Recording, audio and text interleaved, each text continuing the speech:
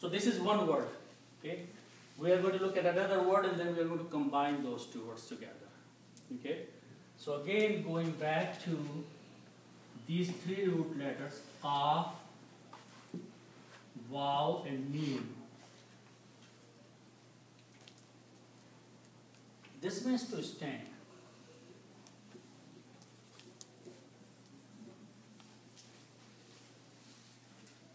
Okay.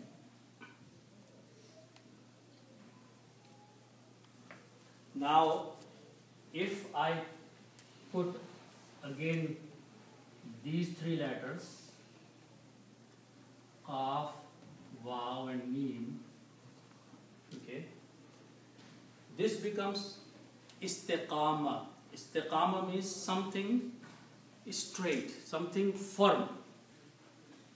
Istiqamat, the word istiqamat is used in many languages. It means something which is very firm, very straight.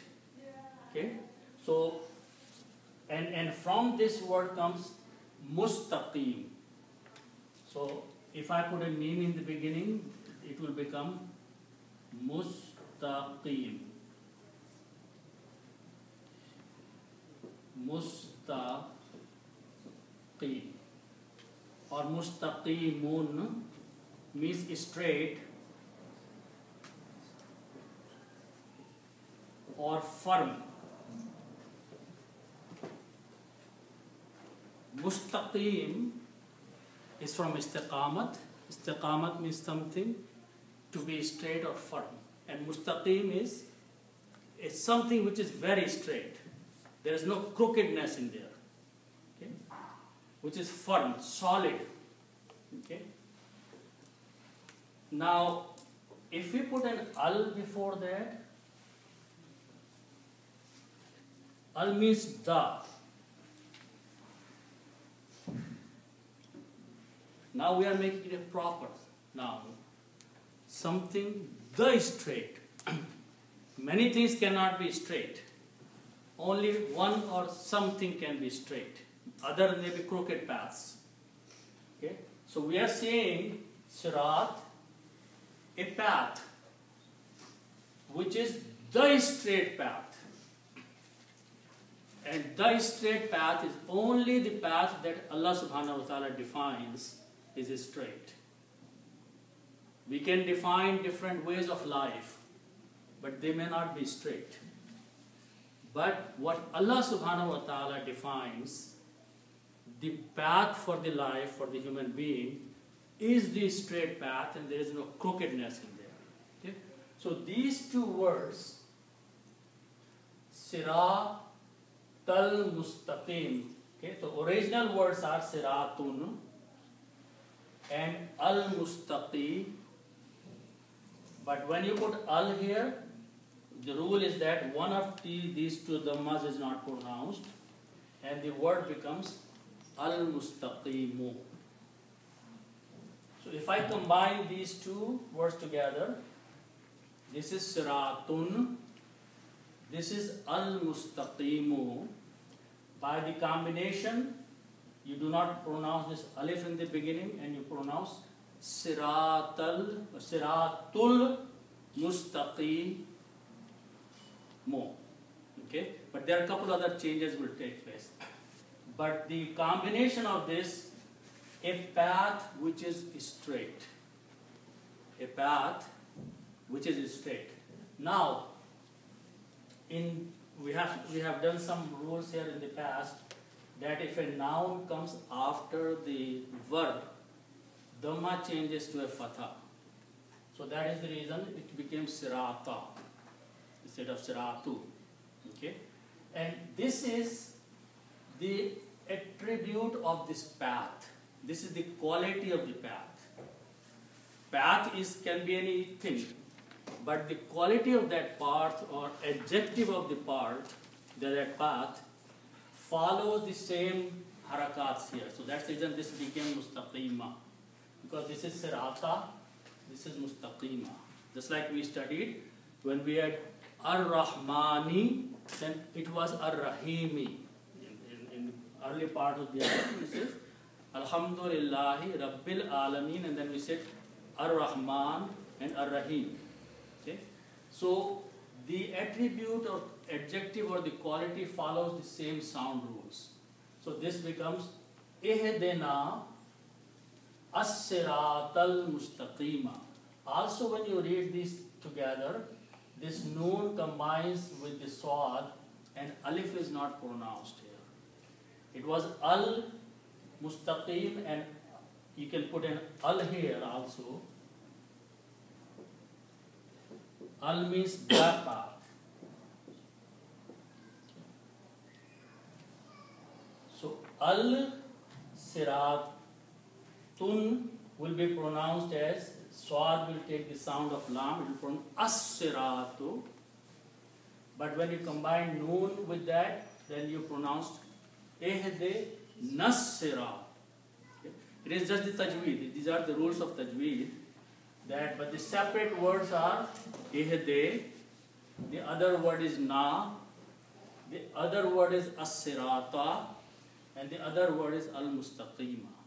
Originally they were siratun and mustaqimun, but they go through the transformation by the rules of tajweed.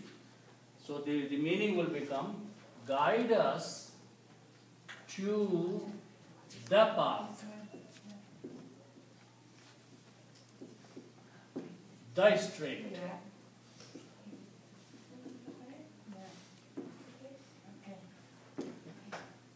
It's very important that we use the, because al is there. Whenever al is there, now it is not any path. It is some specific path. If it is qalam, it can be any qalam. But if I say al-qalamu, now this is some special pen. The pen. Okay? So we are saying to Allah subhanahu wa ta'ala that guide us to that special path, which is the straight path. Okay? Not any path which may lead to anywhere.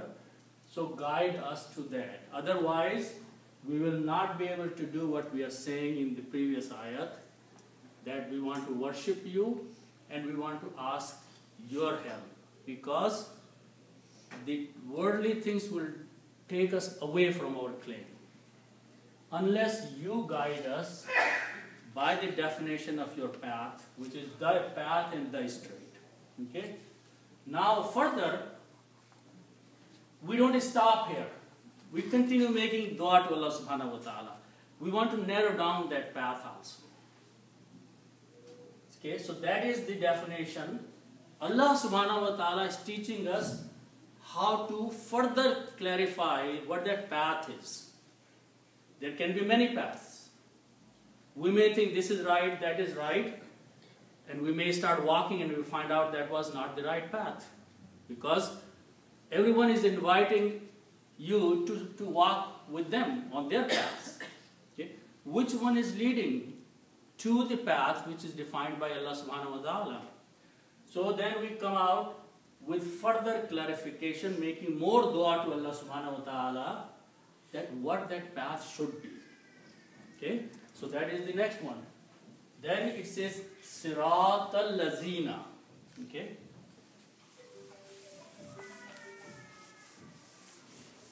So again, Sirat means path.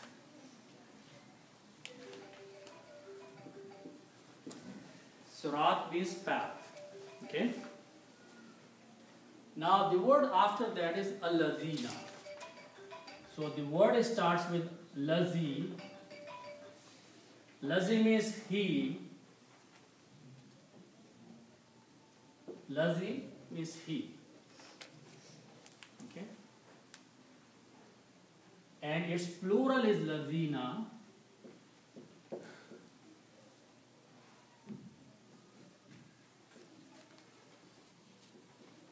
Lazina means those.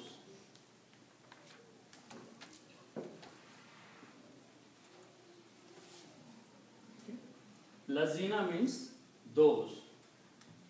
Further, we are going to put an al before that. Al means the. Okay. So we are now saying those means those people, some people.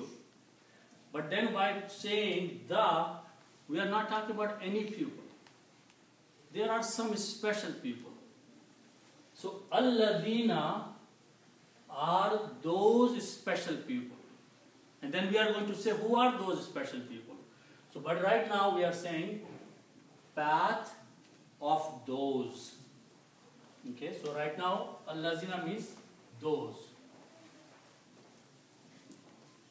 And now we are asking Allah subhanahu wa ta'ala that guide us to the path and the path of those. And who are those people? That is what the next few words are explaining here. What is that path we are asking Allah subhanahu wa ta'ala that He should guide us to? Okay? So that first word is an'amta. Okay, let's look at this word. Okay. So that word starts with these letters. Noon, Ain, Mim. And one, this word like ni'mat or inam, these are all from these three letters. But if I put an alif in the beginning and make a 4-letter word, an'ama, this means to reward or to give favor.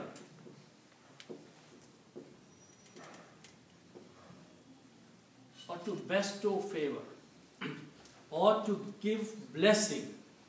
There are many meanings of this word, ni'mat or in'am, okay? And it comes from here. Now the difference is that this word, which has 4 letters now, starting with the alif, when it is used, it brings 2 people in the picture. One who is taking something and one who is giving something. That's what it is. To give favor. So minimum 2 people have to be there. One is the one who is taking, the other one is giving. Okay? So here, the one who is giving is Allah subhanahu wa ta'ala, and the one who is receiving is mankind, people. So that is the characteristic of these words. When an alif is put in their beginning, it becomes a different bab. And the quality of that bab is that two parties are involved in that. Okay? So an'ama means to give favor or to do favor, or to bestow a favor or reward or blessing. There are many, many meanings. Okay? So now, if we go back and look at these 3 letters, fa, and lam, which means to do. Okay? And if we look there, that if we have these 3 letters, fa and then lam, and we put a ta at the end, with the fatha, and the word is fa al-ta. So these 3 letters, you put a ta in the beginning. The meaning of this becomes you did. Past tense and second person, one single person, which is in the table here, number 3, fa'alta. So the rule of the grammar is that if you put a ta at the end, it becomes you, one person you, and it becomes the past tense. So fa'ala means to do, fa'alta means you did. Okay? Here, if I do the same thing, I have an, and I put a ta at the end, like this. And I put the same arab here, amta. That means you did favor.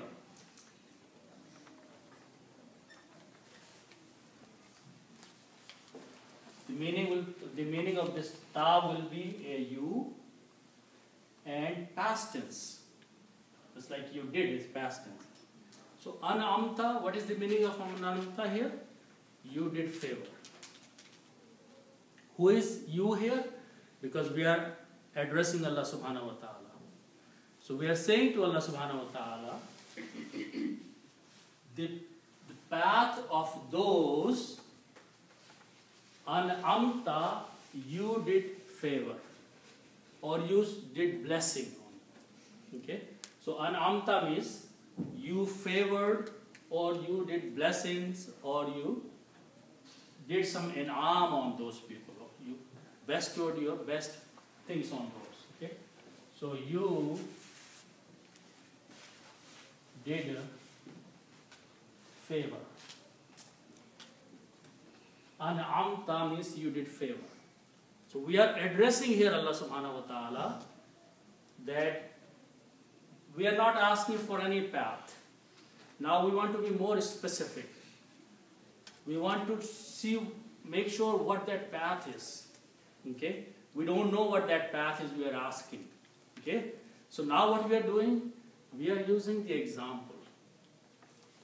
We are using the example because we know from the history that some people followed the commandments of Allah subhanahu wa ta'ala. Some people did not follow the orders of Allah subhanahu wa ta'ala. So in the history, there have been always two kind of people on the earth. Those who were the obedient people to Allah subhanahu wa ta'ala and the other group that was doing kufr and was not obeying Allah subhanahu wa ta'ala. So what we are doing now, this is very smart dua Allah subhanahu wa ta'ala has taught us. To be very clear what we are asking. So we are saying, oh Allah, show us the path of those people you did your favor on. Obviously when Allah subhanahu wa ta'ala did his favor on those people, those were the right people. So we are being more specific saying, Siratal Lazina, path of those people who lived before us. And who were those people? An'amta, you did your favor. Okay? So that is up to that point. Now the next word is alayhim. Let's look at this word. This is made of two words. Allah. Allah means upon. And whom means them.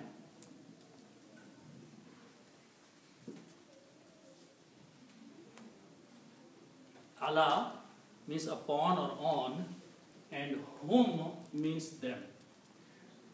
If I combine these together, these two, this can be written as an, lam, and ya. This is a ya, so this can be written as alay, and this can be written as